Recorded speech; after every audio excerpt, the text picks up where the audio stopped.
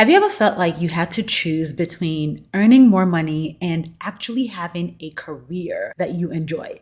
Like getting paid well means burnout and stress, but doing work that you love means struggling financially. If you said yes, you're not alone because so many professional women have been stuck in the same draining career for years, feeling like their paycheck is the only thing that is keeping them in that job that they hate, even though it's costing them peace of mind and time with their loved ones. But what if I told you that you don't have to pick between success and sanity, that you can land a higher paying job that you enjoy without sacrificing your mental health or your family life?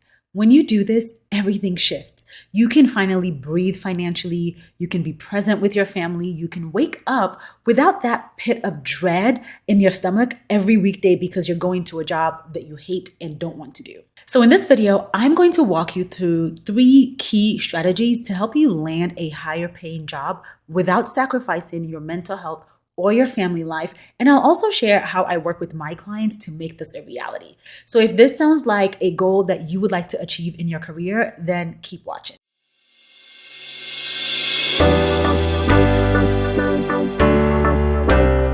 Hi, this is your first time here. Welcome. I'm Dr. 𝙁𝙤 𝙤𝙤. I'm a career counselor and coach, and I work with women who are unhappy in their careers but have no idea what else they can do. And I help them get clear about all the career options that are available to them so they can leave a miserable job and land a higher paying job they love without starting over or taking a pay cut. Let's get into today's video. So what does it actually take for you to get into a job that you love and enjoy, that you're thriving in, while still getting paid well without draining your mental health or your family life?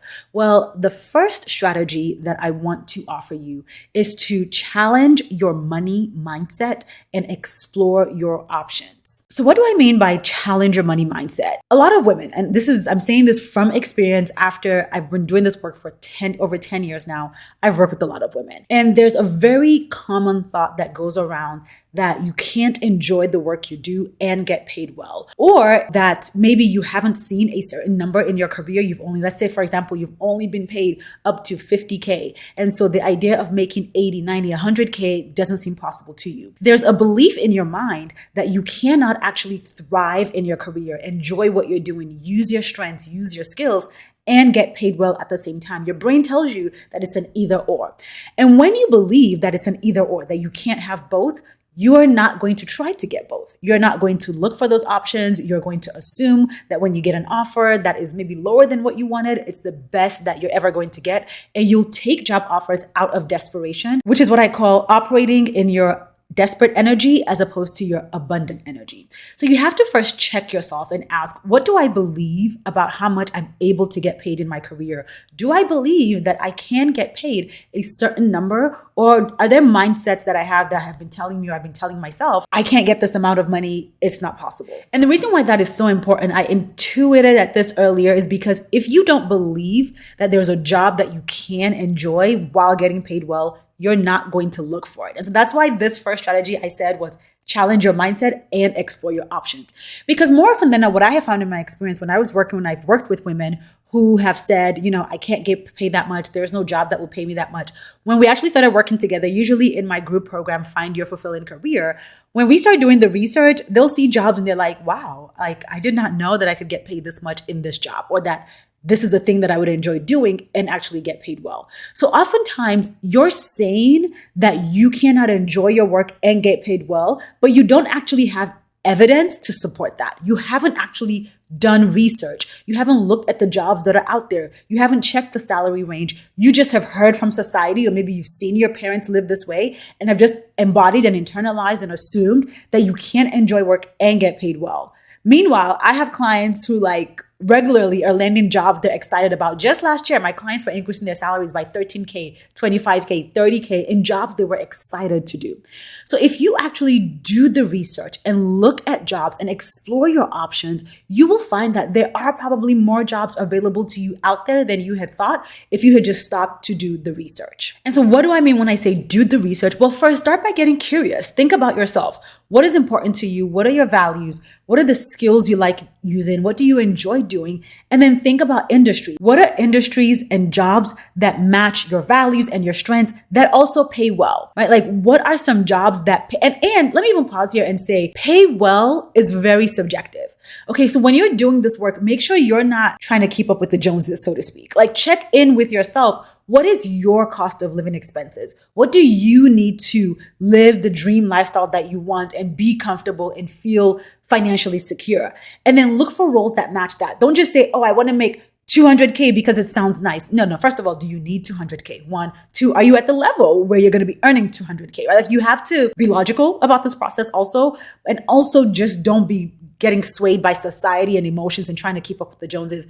What do you need for your dream lifestyle? And this is something that we do in my program, Find Your Fulfilling Career. I actually provide my clients with an entire cost of living calculator. Before they start job searching, they have to calculate what I call their walk away number. And this includes things like, whether it's the pedicure, vacation, massages, whatever it is. I'm not saying a bare bones cost of living. I'm saying no. Money to help you live your dream lifestyle. What is the amount you need? And when you figure out that money for yourself, that amount for yourself, you will actually find that one, there's a part of you, and I'm saying this because I've seen it happen with my clients. There's a part of you that might have been picking a number arbitrarily just because it's what society told you.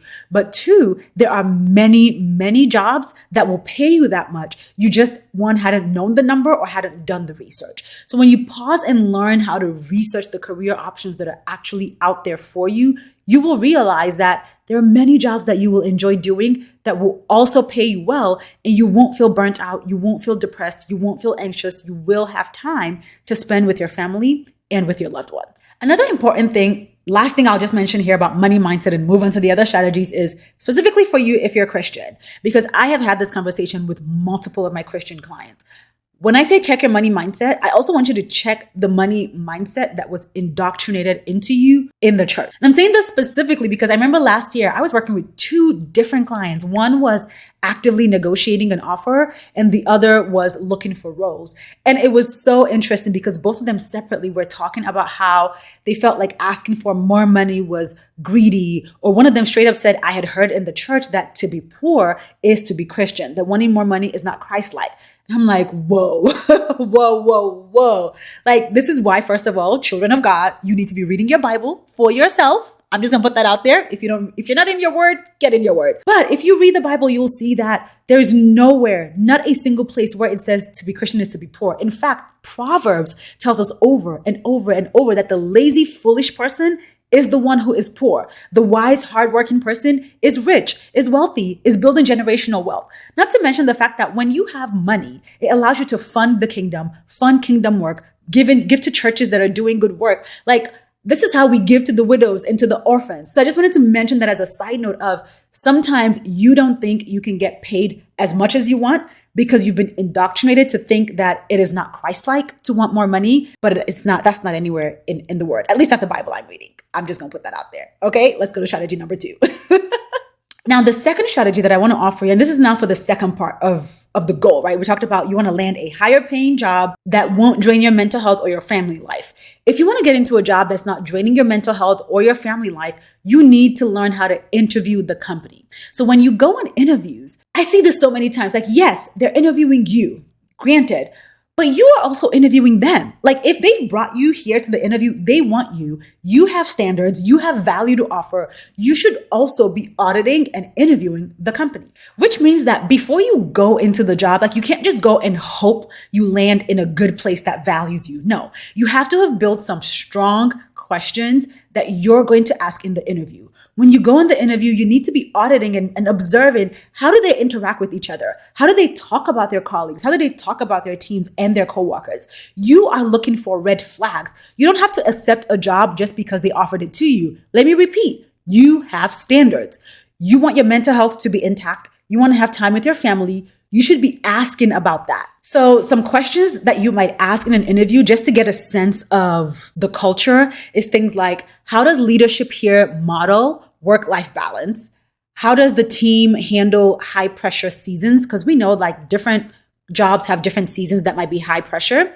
You can also ask, How would you describe the team culture when it comes to managing high workloads or tight deadlines? And then finally, you can ask, how does the company support employees balancing work and family responsibilities? Those are just some examples that I had written down for this video. But usually when I'm working with my clients in my program, Find Your Fulfilling Career, we actually develop personalized interview questions together. First of all, they already get access to like pages of interview questions to ask, but a client will come and say, I want to know more about diversity. I'm like, okay, here's how you ask that question. I'll give them the words to say and help them build questions together.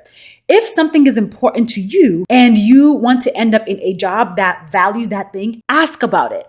Like people will often say, how do I know if they value diversity?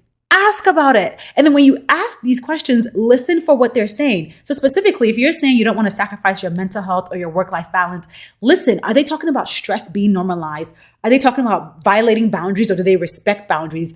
Is leadership talking in a way that values their people and their employees? Listen to what they're saying. Listen for red flags. Look beyond the surface of what they're saying to try to gauge, is this a place where I will thrive or where my mental health will be sacrificed? Like, for example, if they say we have a family culture, girl, that's straight up. One, immediately no, that's a red flag because you're not my family. This is not family culture. Like, there's one thing to say we're collegial and we respect each other and we support each other and we're collaborative. Yes, good words. Family, I never believed that one. Okay. So those are just some things that you can ask to audit. Is this company going to stress my mental health? So you need to interview the company also when you are on interviews. And then the third and final strategy to leverage if you want to land a higher paying job without sacrificing your mental health or your family life is to negotiate the salary with confidence. Negotiate the offer with confidence. First of all, let me just start by saying, if you're job searching,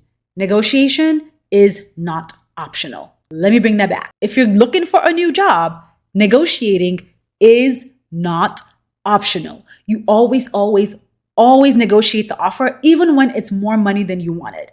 Because here's what you have to realize. For most jobs, when they're hiring, they have a salary range that they're able to offer someone. So let's say they say this job, we can offer anywhere between 70 and 90K.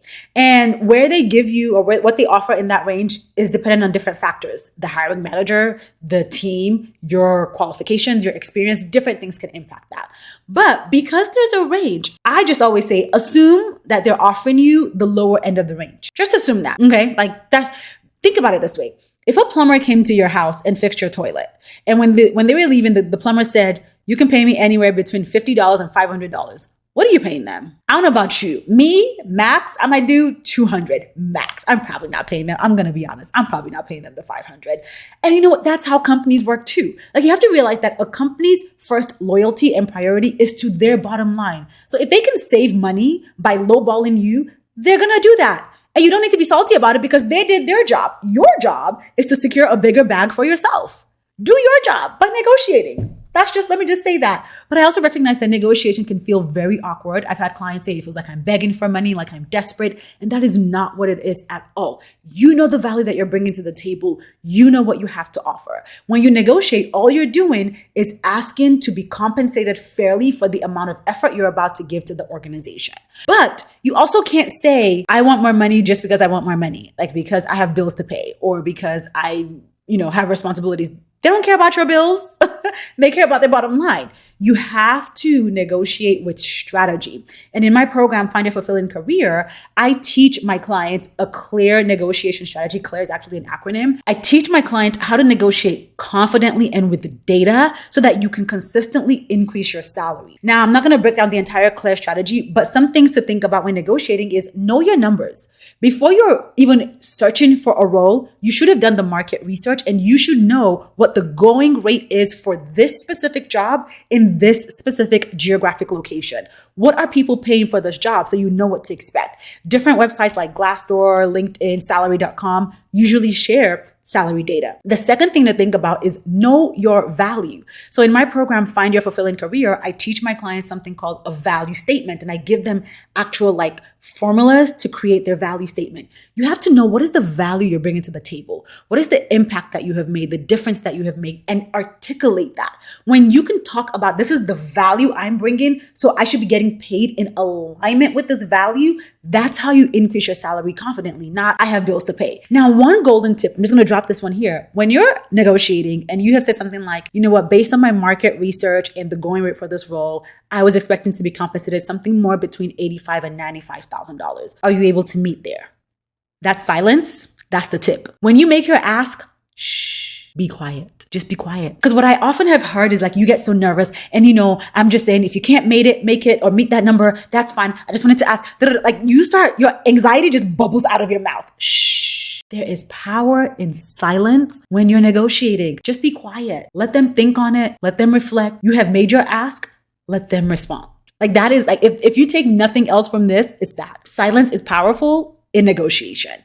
But that is if you're trying to land a higher paying job without sacrificing your mental health. The third thing is to negotiate your salary with confidence. Now, I remember one time years ago, I was doing a live on Instagram and some woman asked, and you might be thinking this, she said, what if the job I want that aligns with my values doesn't pay well? And I was like, if it doesn't pay well, it doesn't align with your values.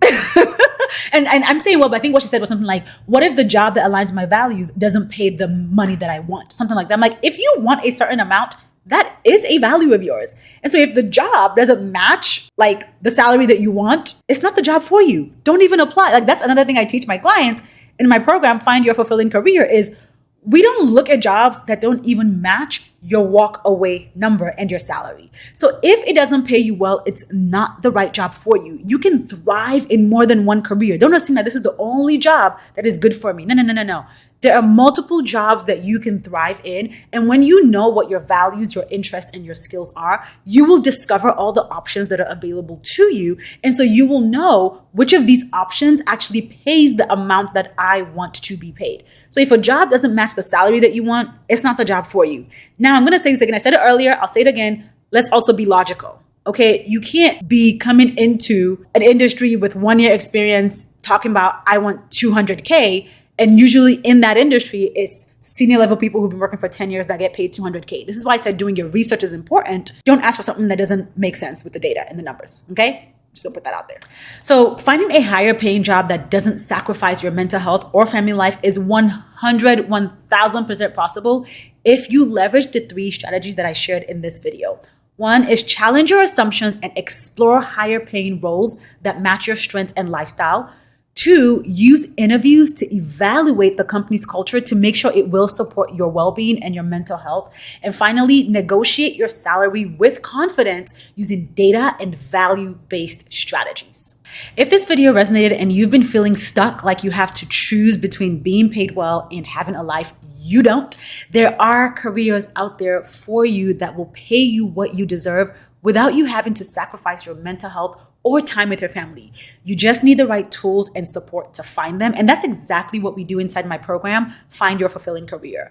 I walk you through the process from discovering your best fit roles to landing them with confidence and give you all the tools that you need. So if you're ready to make this your reality, join me inside FYFC. The link is in the description below to learn more and sign up. Again, that is findyourfulfillingcareer.com for the link to sign up. If you found this video helpful, don't forget to hit the like and subscribe button below. It signals to YouTube that this content is helpful, so they share it with more people and it helps the channel grow. Thank you.